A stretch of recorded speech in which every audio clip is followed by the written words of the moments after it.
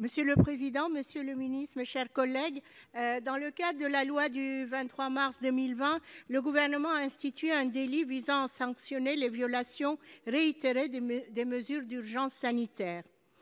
En ces temps de crise, le discernement dans la sanction de nos concitoyens et concitoyennes devrait être de mise.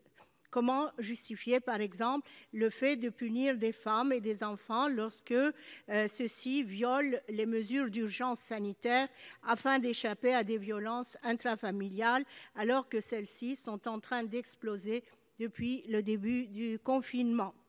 Cette situation est d'autant plus problématique que les témoignages se multiplient, dévoilant des faits de verbalisation parfois irrégulières, abusives et ciblées, notamment dans certains quartiers populaires.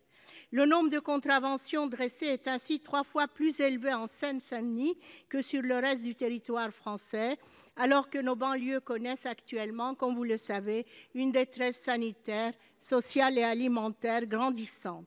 Il n'est vraiment pas nécessaire de les stigmatiser encore davantage.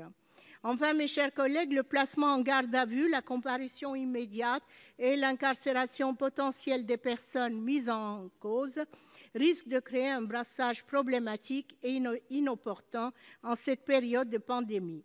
Alors que les sanctions au manquement à l'état d'urgence sanitaire devraient viser à contenir le virus, en l'occurrence, elles pourraient favoriser sa propagation.